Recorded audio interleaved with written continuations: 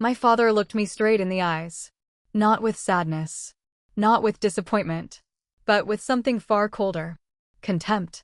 The grand ballroom fell completely silent as more than 200 guests watched him slowly remove the family signet ring from his finger and place it on the table beside him. Then he said 7 words that changed my life forever. From today, you are no longer my daughter. I felt my knees weaken beneath my wedding dress. The bouquet slipped from my trembling hands and landed on the polished marble floor. No one moved. No one spoke. Even the musicians stopped playing. Across the room, my fiancé Daniel tightened his grip around my hand, silently reminding me that I wasn't standing alone anymore. But in that moment, it felt like my entire world had collapsed.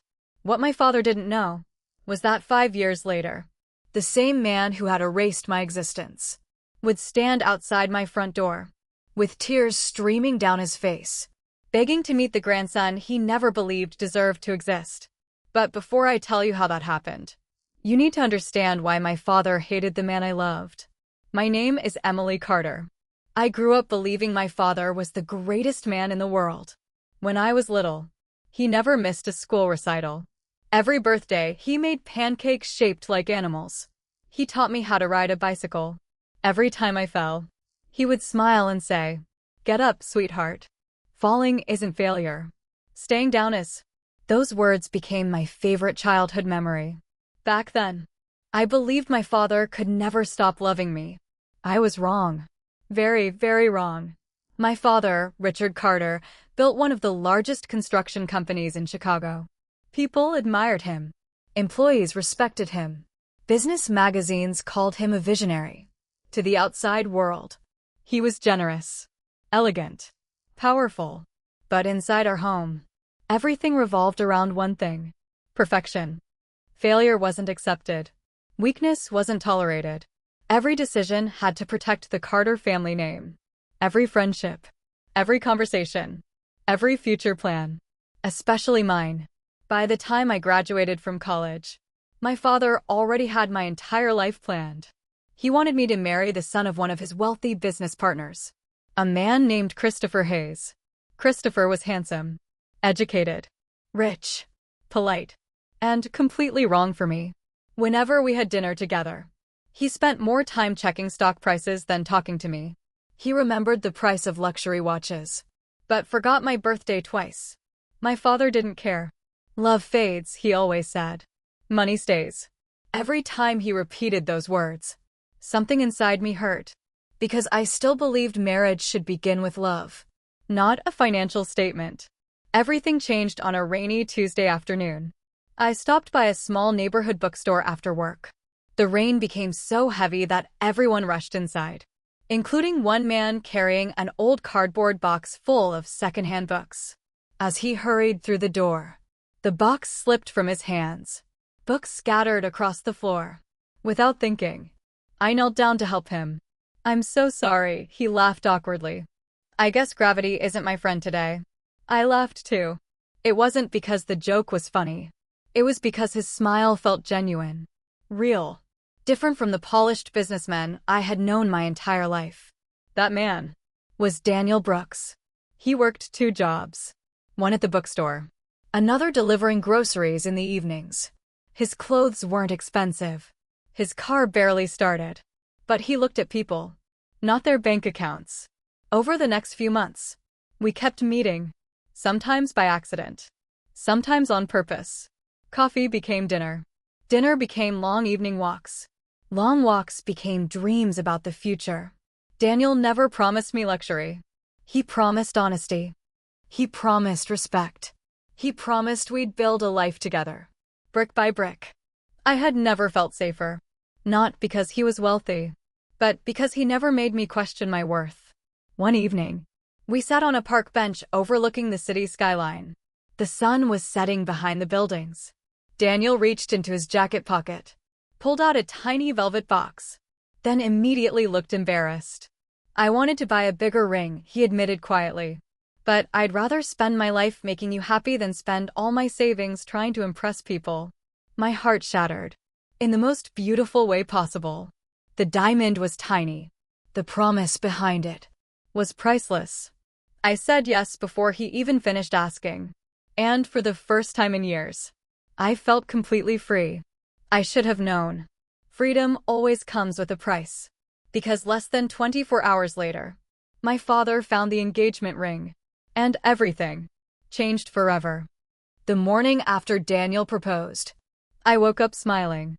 For the first time in years, my future felt like it belonged to me instead of someone else's expectations. I couldn't stop looking at the small engagement ring on my finger.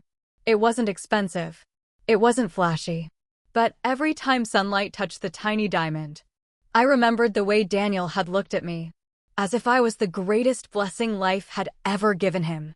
I had no idea that before sunset, my father would turn that same ring into the reason he erased me from his life. I was sitting in the kitchen, making coffee, when my father walked in. He glanced at my hand, then stopped. His eyes locked onto the ring. The room became painfully quiet. "Emily." His voice was calm. Too calm. "Where did that ring come from?" I smiled nervously. "Dad, I was waiting for the right time to tell you." He didn't smile back. My heart began to race. "I'm engaged." Silence. "So," he asked slowly, "Christopher finally proposed?" I took a deep breath. "No." His face hardened. "It's Daniel." For a few seconds, he simply stared at me. Then he laughed. Not because he found it funny. Because he thought I was joking. "The bookstore boy?" I nodded. "Yes." His smile disappeared instantly. "What did you just say?" His voice echoed through the kitchen. "I'm marrying Daniel." The coffee mug slipped from his hand and shattered across the marble floor. "You can't be serious." "I've never been more serious." He stepped closer. "So you're throwing away everything I've built for him?" I swallowed hard. "I'm choosing the man I love." He slammed both hands onto the kitchen table. "Love doesn't pay bills. It doesn't build homes.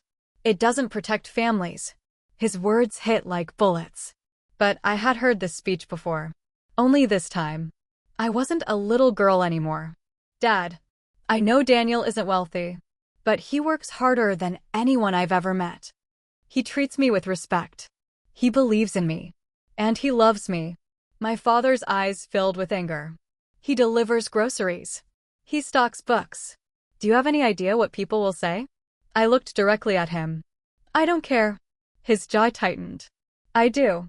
That evening, he called an emergency family dinner. My aunt, my uncle, Christopher and his parents. Even our family lawyer was invited. The moment I walked into the dining room, I knew this wasn't a dinner. It was a trial. And I was the defendant. My father stood at the head of the table.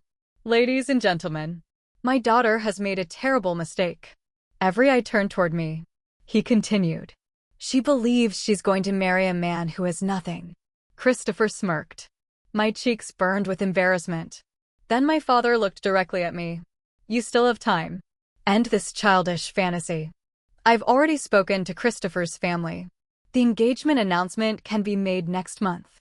Christopher smiled confidently, as if I were already his. I stood up. "I'm not marrying Christopher." The room froze. "I'm marrying Daniel." Christopher scoffed. "Emily, you'll regret this." I looked at him calmly. "No. I'd regret spending my life with someone I don't love." His face turned bright red. My father pointed toward the door. "Enough." Then he said something I will never forget. "If you marry that man, you'll never set foot in this house again." The words echoed through the dining room. No one defended me. Not my aunt. Not my uncle. Not even my mother, who sat quietly with tears rolling down her face. She wanted to speak. I could see it. But years of fearing my father had stolen her voice. That night, I drove straight to Daniel's apartment. It was barely 600 square feet. The paint was peeling. The couch had a tear in one armrest. The kitchen was so small we could barely stand in it together. Daniel opened the door. The moment he saw my face, he knew. He found out. I nodded. He gave me a choice.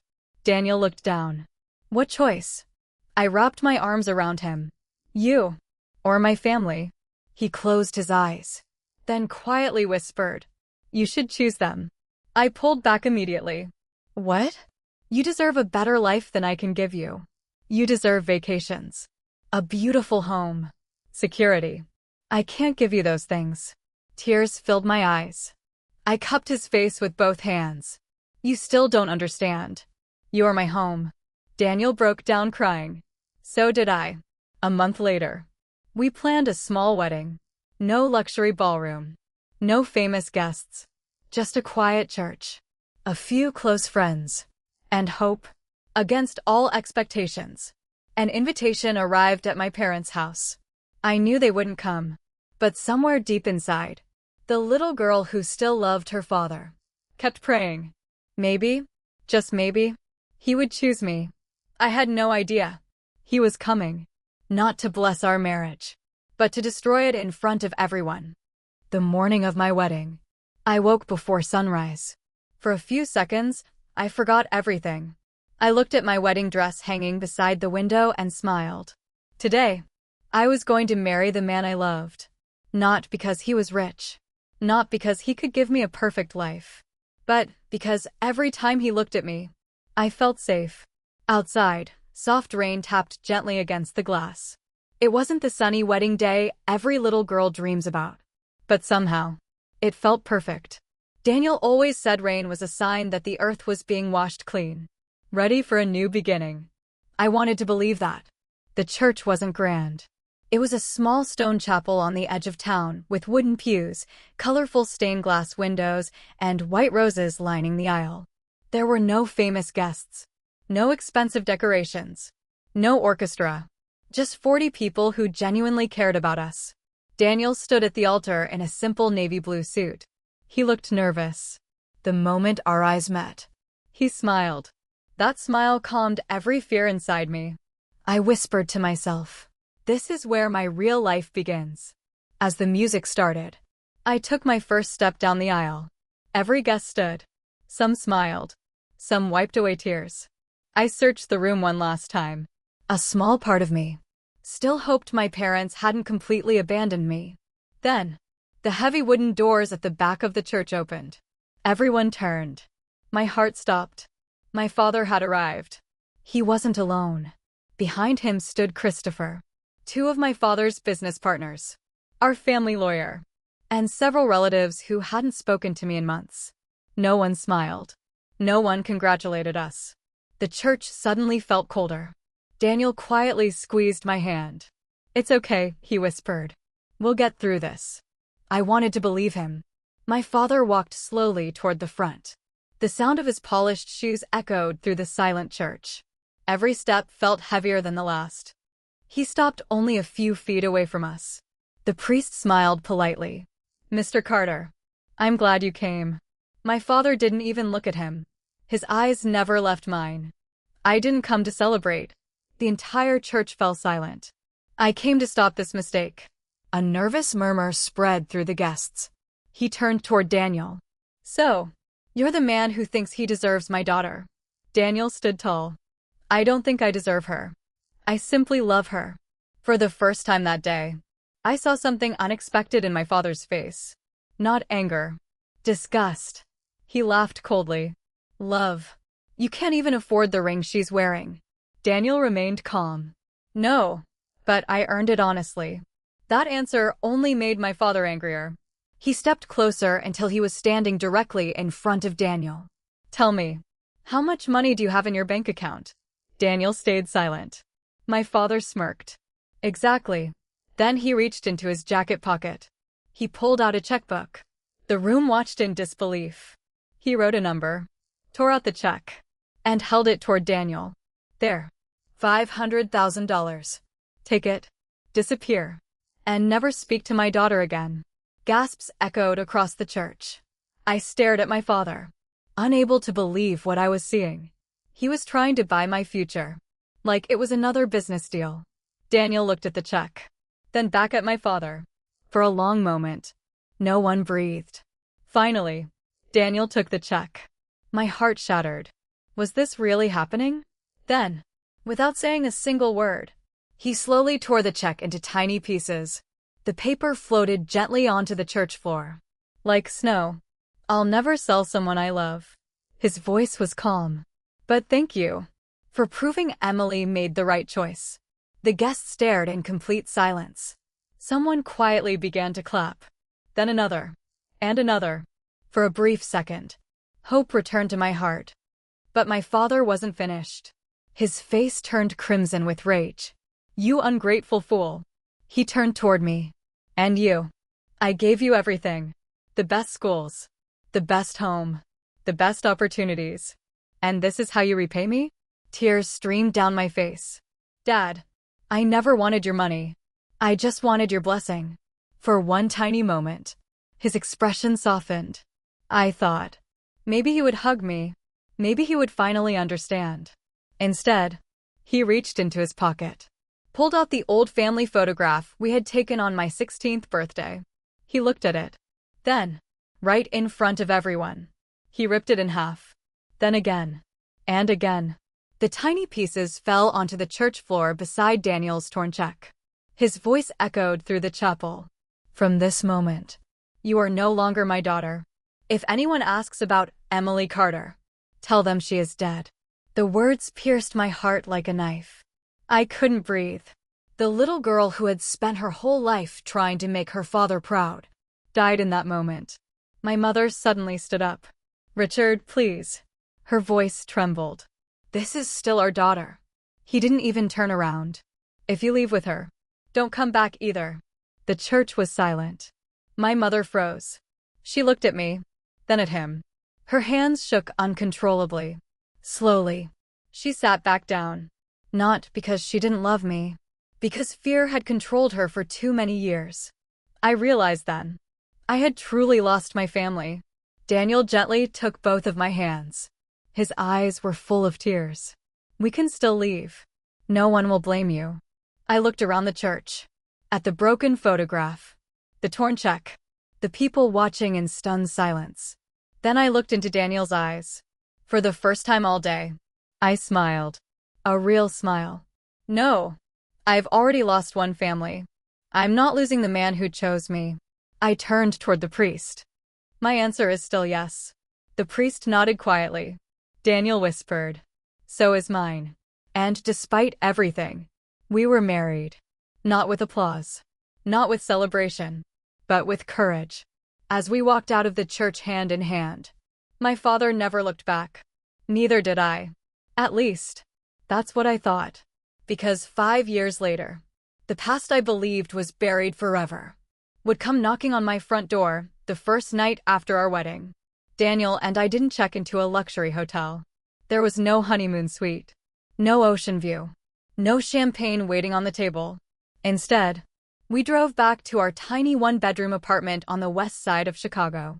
The building was old. The elevator barely worked. The hallway lights flickered every few minutes. When Daniel unlocked the door, he looked at me with an embarrassed smile. I'm sorry, it's not much. I looked around the apartment. The couch was worn out. The kitchen counter had a crack running across it. The bedroom was barely big enough for one queen-size bed. But for the first time in my life, no one was trying to control me. I smiled. It's perfect. Daniel wrapped his arms around me and whispered, one day, I'll give you everything you deserve. I kissed his forehead. You already have. Reality arrived much faster than love could prepare us for. The bills started piling up. Rent, electricity, gas, car repairs, groceries. Every dollar mattered. Daniel worked at the bookstore during the day and delivered food until almost midnight. Sometimes he came home so exhausted that he fell asleep on the couch before finishing dinner.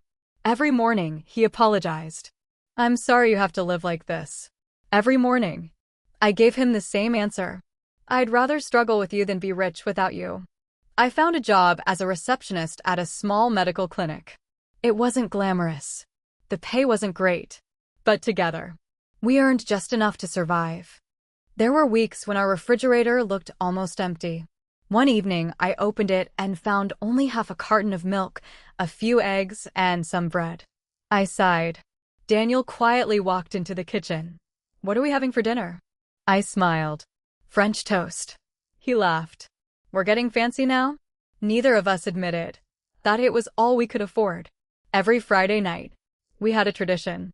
Instead of going to expensive restaurants, we bought one slice of chocolate cake from the little bakery around the corner.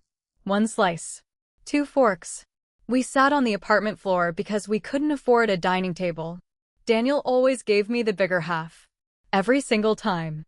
When I noticed, he would shrug and say, "I had a bigger lunch." Years later, I found out he had skipped lunch completely, just so I could have dessert. Sometimes, late at night, I thought about my parents. I wondered if my mother ever thought about me, if she knew where I lived, if she remembered my birthday. More than once, I picked up my phone. My thumb hovered over her number, but I never called.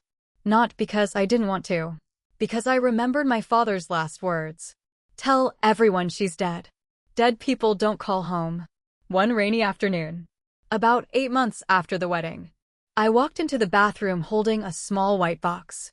I stared at the pregnancy test for what felt like forever. 2 pink lines. Positive. I sat on the bathroom floor. My hands shook. I laughed. Then cried. Then laughed again. We weren't ready. Financially. Not even close. But in that moment, none of that mattered. A tiny heartbeat had already changed our lives. Daniel came home an hour later, completely soaked from the rain. Before he could even take off his jacket, I handed him the test. He looked confused. Then his eyes grew wide. He looked at me, back at the test, then back at me again. "Emily." I nodded. "We're having a baby." For a few seconds, he didn't say anything. Then tears rolled down his face. He dropped to his knees and wrapped both arms around my waist. "I'm going to be a dad." He repeated those words over and over again, as if he couldn't believe they were real. That night, instead of celebrating, Daniel opened his laptop. He started searching for extra jobs, freelance work, weekend shifts, night deliveries. I gently closed the laptop. "What are you doing?" He smiled. "Our baby deserves more." I took his hand. "Our baby deserves parents who are together." He looked at me for a long time, then quietly nodded. The months passed quickly. Daniel attended every doctor's appointment. He talked to our baby through my growing belly every single night. "Hey, little buddy. I'm your dad. I know I don't have much right now, but I promise I'll spend the rest of my life making you proud." Sometimes, I caught him talking after I had fallen asleep. He thought I couldn't hear him, but I heard every word and every promise. Then, 3 weeks before my due date, everything changed. Daniel came home carrying a small cardboard box.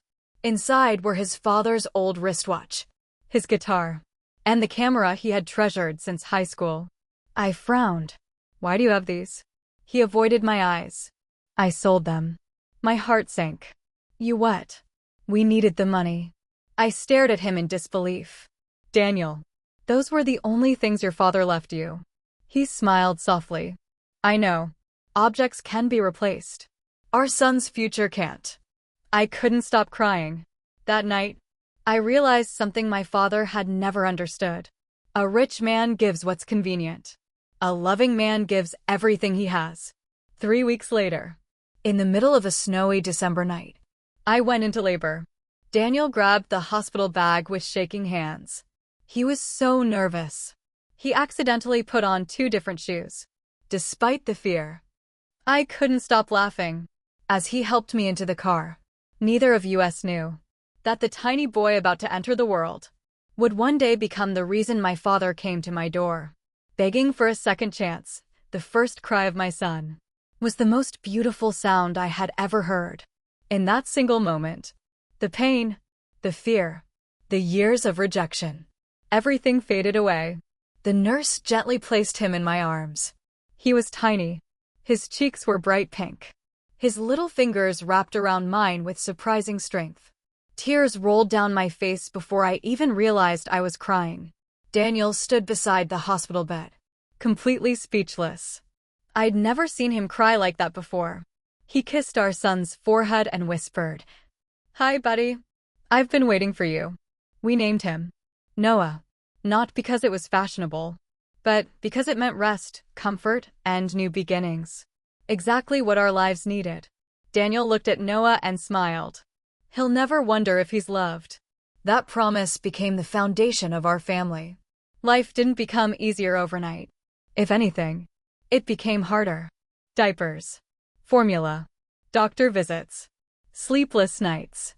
There were weeks when Daniel and I barely slept 3 hours a night. Some mornings, I'd wake up to find Daniel already gone. He'd leave before sunrise for work and return long after Noah had fallen asleep. Still, every night, no matter how exhausted he was, he tiptoed into Noah's room. He kissed his forehead, then whispered, "Daddy's here." One evening, I noticed something strange. Daniel had started eating less. Whenever I cooked dinner, he claimed he wasn't hungry. I grabbed something at work. He said it so naturally. I believed him. Until one afternoon, I stopped by the bookstore to surprise him with lunch. The manager looked confused. "Emily, Daniel never eats here. He always says he's saving money." I stood there, holding the lunch I had packed for him, my eyes filled with tears. That night, I pretended not to notice as he pushed half of his dinner onto my plate. Instead, I quietly placed it back onto his. No words, just love. Months passed. Then one ordinary Tuesday, everything changed. Daniel came home holding an envelope. His hands were shaking. I got accepted. I looked at him confused. Accepted where? He smiled through tears. The engineering company. Years earlier, before life forced him to take odd jobs, Daniel had earned a degree in mechanical engineering. He had applied to dozens of companies. Most never replied. Others rejected him. But one company had finally seen what I had always seen. Talent. Hard work. Integrity. The salary wasn't enormous, but it was more than we had ever earned before. That night, we celebrated with pizza, the cheapest one on the menu. And somehow, it tasted like victory. Over the next 3 years, Daniel worked harder than anyone in the office. He arrived first, left last, never complained. He wasn't trying to become rich.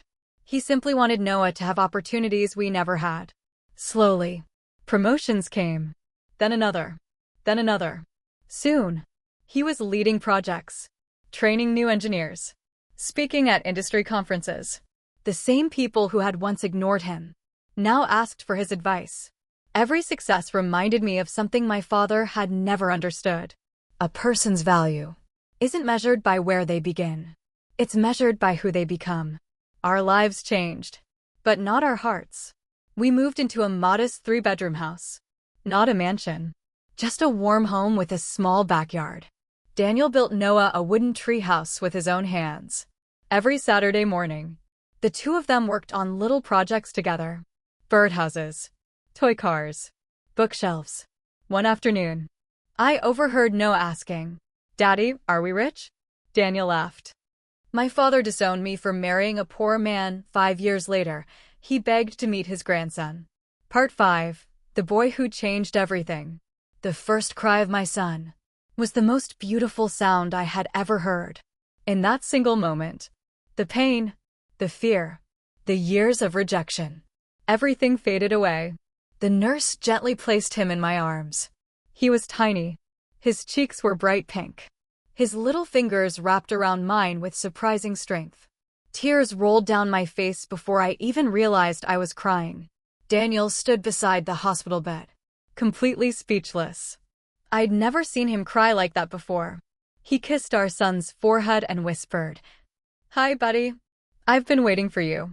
We named him Noah, not because it was fashionable, but because it meant rest, comfort, and new beginnings. Exactly what our lives needed. Daniel looked at Noah and smiled. He'll never wonder if he's loved. That promise became the foundation of our family. Life didn't become easier overnight. If anything, it became harder. Diapers, formula, doctor visits, sleepless nights. There were weeks when Daniel and I barely slept 3 hours a night. Some mornings, I'd wake up to find Daniel already gone. He'd leave before sunrise for work and return long after Noah had fallen asleep.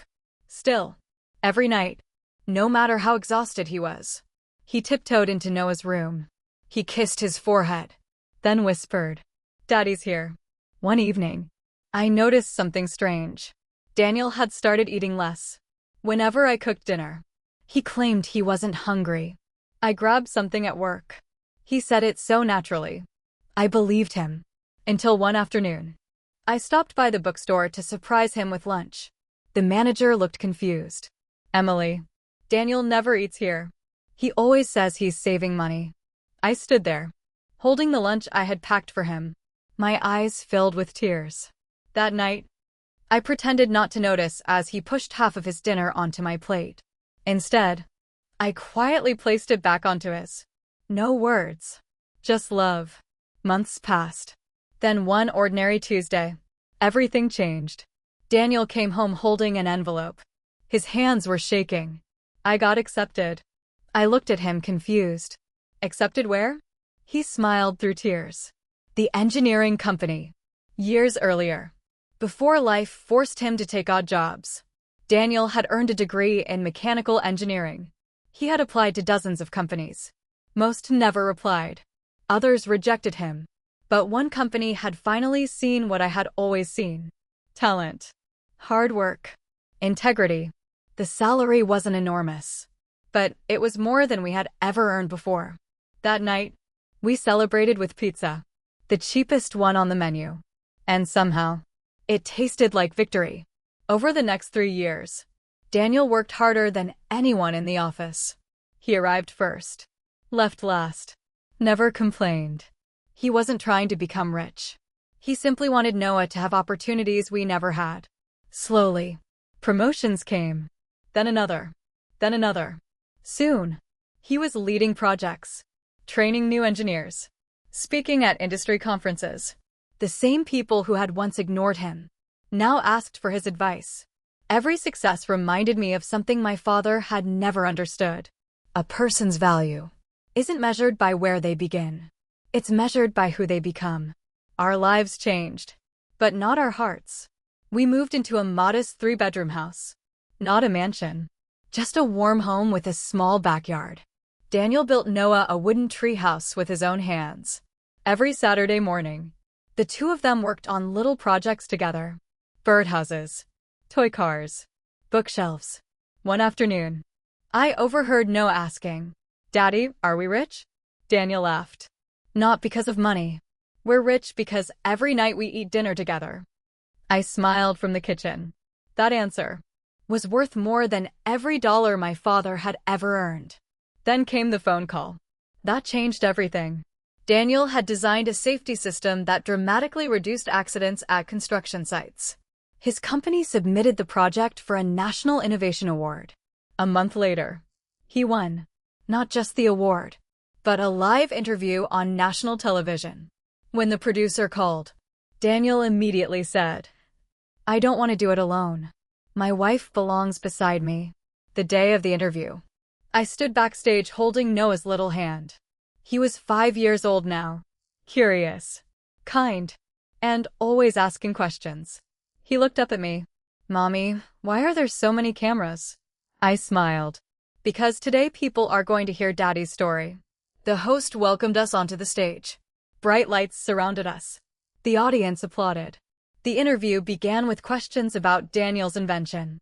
Then the host smiled and asked, "Daniel, who inspired you to keep going when life kept saying no?" Daniel didn't hesitate. He reached for my hand, looked directly into the camera, and said, "My wife, Emily. She believed in me when I had nothing except dreams. Everything people admire about me today exists because she never gave up on us." The audience applauded. I couldn't hold back my tears. Then the host looked at Noah.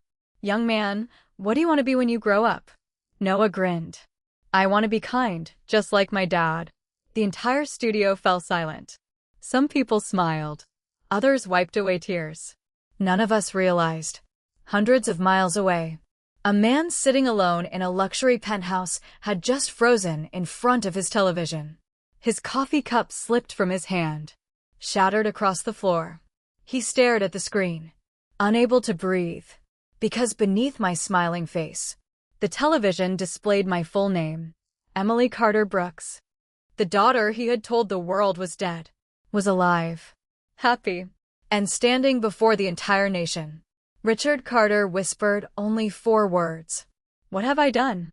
And for the first time in 5 years, the strongest man I had ever known began to cry for the first time in 5 years. My father couldn't sleep. The television had long gone dark. The applause from the studio audience had faded. But one sentence kept echoing inside his mind. "She believed in me when I had nothing except dreams." He replayed the interview again, and again, and again. Each time, his eyes stayed fixed on the same little boy. The little boy who smiled exactly the way I used to smile when I was 5 years old. His grandson. The child he never knew existed. The child he had rejected before he was even born. For the first time in his life, Richard Carter realized that money had bought him almost everything, except the one thing he wanted most: his family. The next morning, he walked into the headquarters of Carter Construction. The building still carried his name in giant silver letters. Carter Construction Group. Years ago, seeing those words filled him with pride. Today, they felt strangely empty. Employees greeted him politely. But something had changed. The respect he once inspired had become obligation. People smiled because they had to, not because they wanted to. Richard suddenly noticed something he had ignored for years. He knew the company's profits.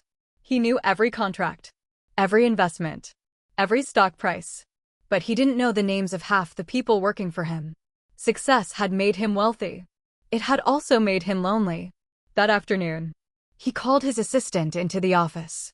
"I need you to find someone." She opened her notebook. "Of course, sir. My daughter." She looked surprised. "You mean Emily?" He nodded slowly. "I want her address." The assistant hesitated. "Sir, we've been instructed for years never to mention her name." Richard lowered his eyes. "I know. And that was the biggest mistake of my life. Finding me wasn't difficult.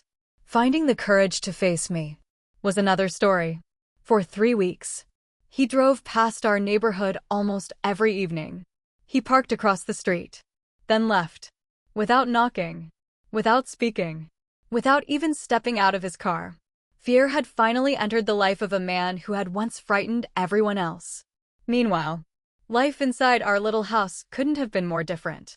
Daniel had become Noah's hero. Every Saturday morning, the backyard turned into an adventure. One weekend, they built a birdhouse. The next, a toy rocket. Sometimes they simply played soccer until sunset. Watching them together healed parts of my heart I didn't even know were still broken.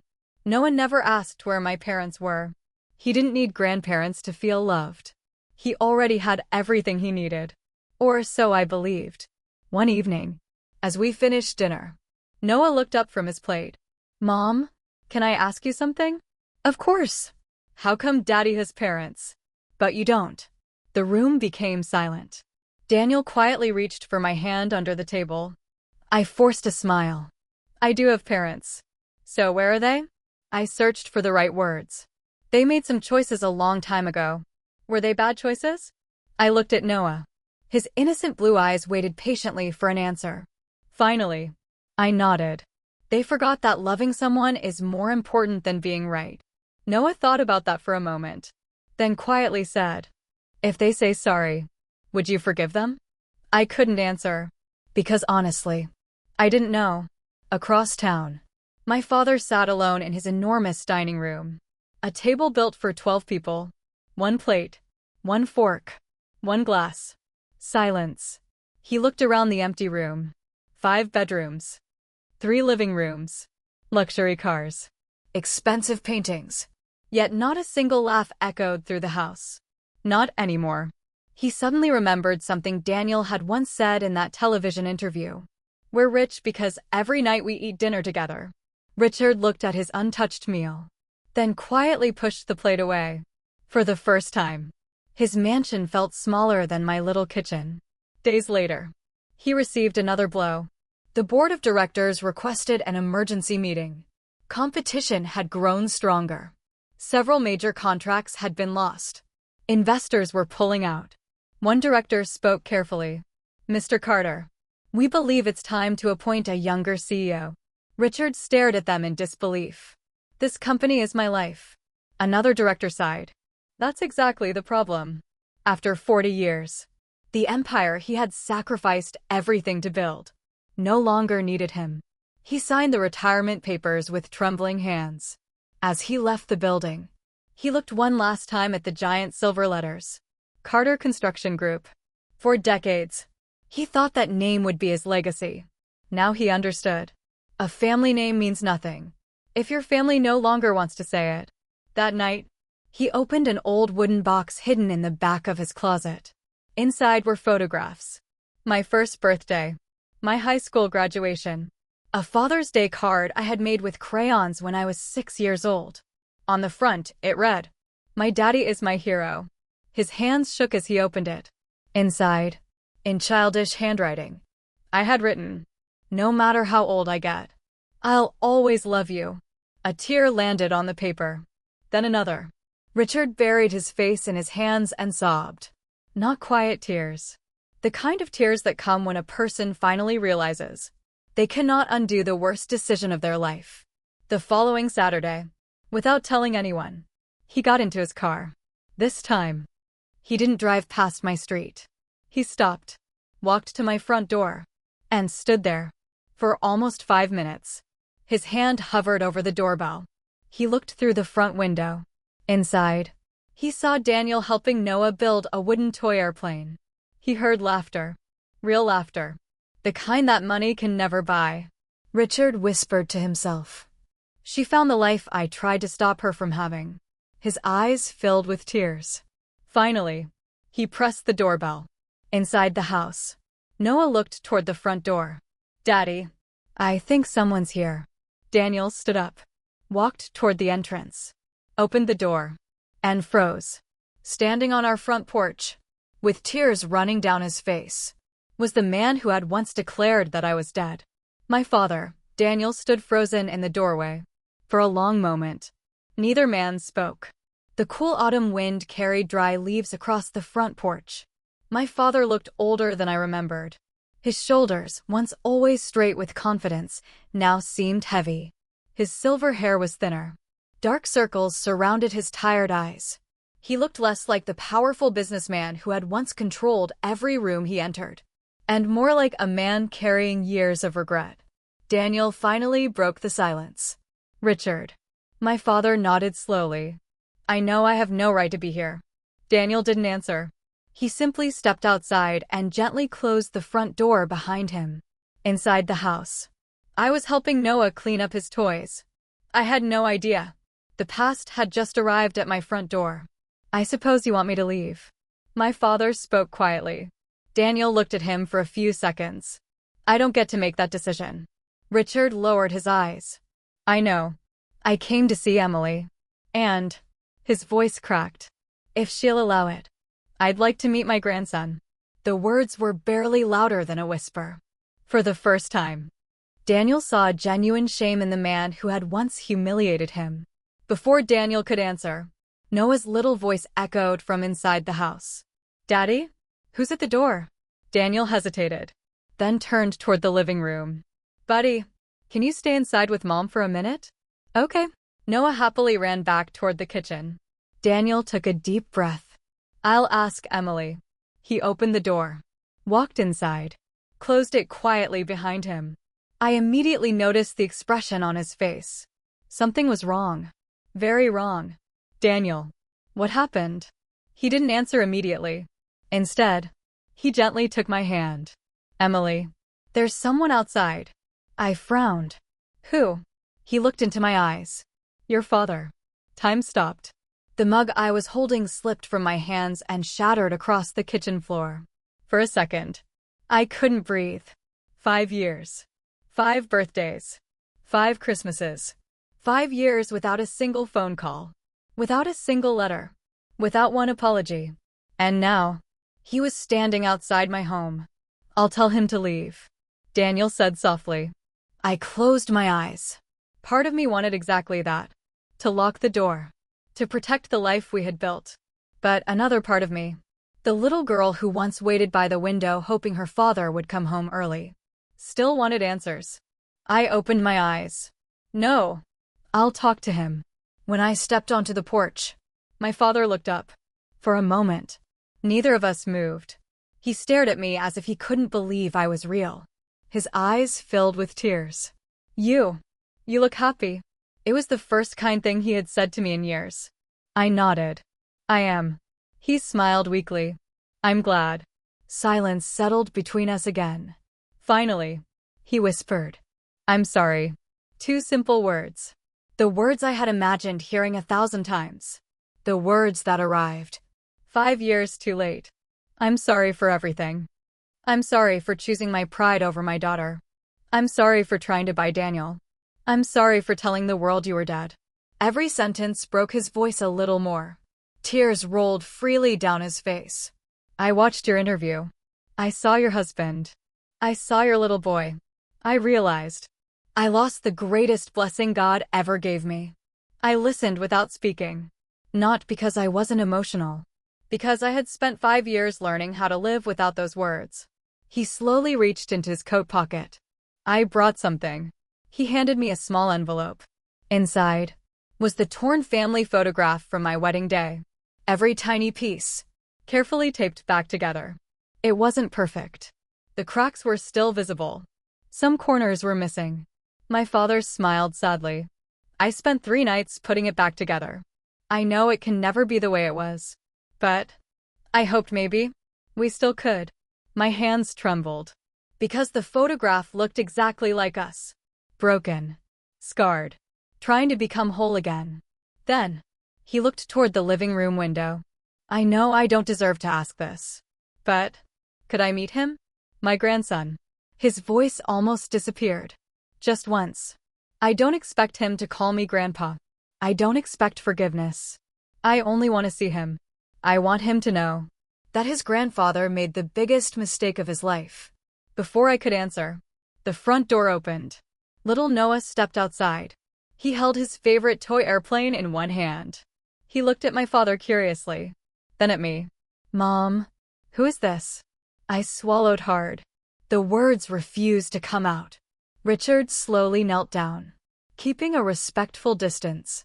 His eyes overflowed with tears. He smiled gently. My name is Richard. Noah tilted his head. Do I know you? Richard closed his eyes for a second, then answered. No, but I've wished every day that I did. Noah looked at him carefully. Children have a strange way of seeing straight through adults. He noticed the tears. Why are you crying? Richard smiled through them. Because I forgot something very important. What? Richard looked at me, then back at Noah. I forgot that family is worth more than money. Noah thought for a moment, then walked a little closer. He held out his tiny toy airplane. You can hold it, but be careful. It's my favorite. Richard accepted the little airplane with shaking hands, as though it were the most valuable thing he had ever touched. Then Noah asked a question so innocent, so pure, that it shattered every wall my father had built around his heart. He looked at me and said, Mom, if this man makes you cry, should I give him a hug? The world seemed to stop. My father covered his face with both hands. And for the first time since I was a little girl, I watched the strongest man I had ever known break completely. The world seemed to stop. Noah's tiny question hung in the air. Mom, if this man makes you cry, should I give him a hug? My father covered his face with both hands. His shoulders shook uncontrollably. For years, I had imagined this moment. I imagined yelling. I imagined reminding him of every cruel word he had ever spoken. I imagined closing the door in his face, the same way he had closed the door on me. But standing there, watching a broken old man cry, I realized something. Revenge doesn't heal old wounds. It only creates new ones. Noah looked at me, waiting for an answer. I knelt beside him and gently brushed his hair away from his forehead. Sweetheart, the man standing in front of you is my father. Noah's eyes grew wide. My grandpa? I nodded slowly. Yes. He looked back at Richard, then frowned. Then, why have I never met him before? The question hit all of us like a storm. Richard couldn't speak. Daniel lowered his head. I took a deep breath. Because sometimes adults let pride become louder than love. Noah thought for a few seconds, then quietly asked, "Can pride say sorry?" A tear rolled down my cheek. Yes, it can. But sometimes it takes too long. Noah looked at Richard. Then, without hesitation, he walked over and wrapped his tiny arms around the old man's neck. Richard froze, as if he were afraid to move. Then he slowly hugged Noah back. Not tightly, not possessively, just gently, like a man who knew he had no right to ask for more. He whispered through his tears, "I'm so sorry." Noah smiled innocently. "It's okay." Those two words broke my father more than anything else. Because forgiveness is hardest to receive when it comes from someone too young to understand why it was needed. A few minutes later, we all sat together in the backyard. The same backyard where Daniel had built Noah's treehouse. Richard looked around quietly. The world seemed to stop. Noah's tiny question hung in the air. "Mom, if this man makes you cry, should I give him a hug?" My father covered his face with both hands. His shoulders shook uncontrollably. For years, I had imagined this moment. I imagined yelling. I imagined reminding him of every cruel word he had ever spoken. I imagined closing the door in his face, the same way he had closed the door on me. But standing there, watching a broken old man cry, I realized something. Revenge doesn't heal old wounds. It only creates new ones. Noah looked at me, waiting for an answer. I knelt beside him and gently brushed his hair away from his forehead. "Sweetheart, the man standing in front of you is my father." Noah's eyes grew wide. "My grandpa?" I nodded slowly. "Yes." He looked back at Richard, then frowned. Then, why have I never met him before? The question hit all of us like a storm. Richard couldn't speak. Daniel lowered his head. I took a deep breath. Because sometimes adults let pride become louder than love. Noah thought for a few seconds, then quietly asked, "Can pride say sorry?" A tear rolled down my cheek. Yes, it can. But sometimes it takes too long. Noah looked at Richard. Then, without hesitation, he walked over and wrapped his tiny arms around the old man's neck. Richard froze, as if he were afraid to move. Then he slowly hugged Noah back. Not tightly, not possessively, just gently, like a man who knew he had no right to ask for more. He whispered through his tears, "I'm so sorry." Noah smiled innocently. "It's okay." Those two words broke my father more than anything else. Because forgiveness is hardest to receive when it comes from someone too young to understand why it was needed. A few minutes later, we all sat together in the backyard. The same backyard where Daniel had built Noah's treehouse. Richard looked around quietly. "I spent my whole life trying to build the biggest house in the city." He smiled sadly. "And somehow, I missed the home that mattered most." Daniel handed him a cup of coffee. There was no anger in his eyes, only kindness. Richard looked at him for a long moment. "I owe you an apology too." Daniel smiled. "You don't owe me anything." Richard shook his head. "I tried to buy you. I humiliated you. I judged you by your bank account. And yet, you gave my daughter the life I never could." Daniel looked toward me. "I didn't give her a perfect life. We built it together." Richard lowered his eyes. "That's exactly what I never understood." Before leaving, my father reached into his coat pocket one last time. "I have something for you." He handed me a thick envelope. I looked inside. Property documents, bank statements, investment certificates, everything he owned. "I've rewritten my will. One day, all of this belongs to you." I quietly closed the envelope, then handed it back. He looked confused. "You don't want it?" I smiled gently. "Dad, for years I thought I wanted your approval. But I don't need your money. I already have everything I prayed for." I looked toward Daniel and Noah, who were laughing together in the yard. "My husband, my son, my peace. Those are my real treasures." Richard's tears returned. Not because I had rejected his wealth, but because he finally understood what wealth truly meant. A week later, I invited him to dinner. Not because everything was magically fixed. It wasn't.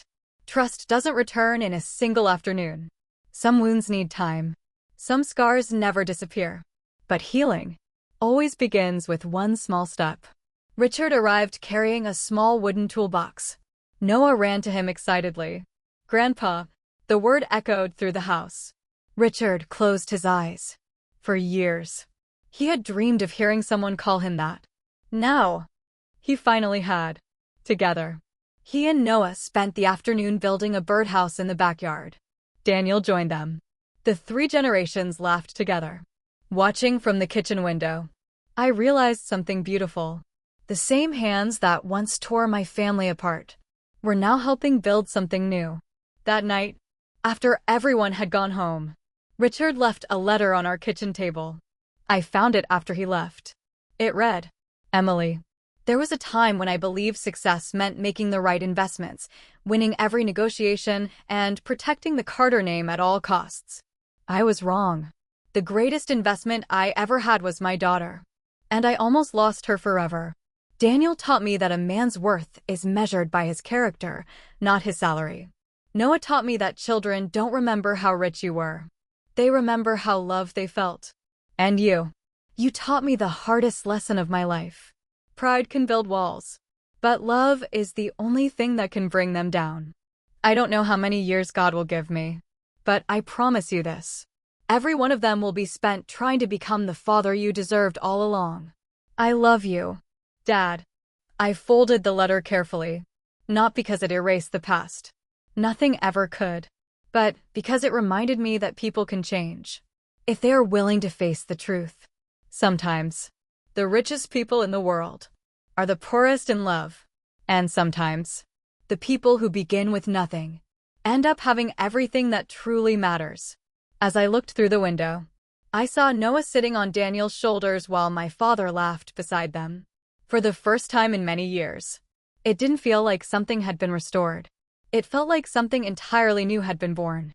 And in that moment, I finally understood. My father had lost a daughter because of his pride. But he found his family again. The moment he chose love over ego.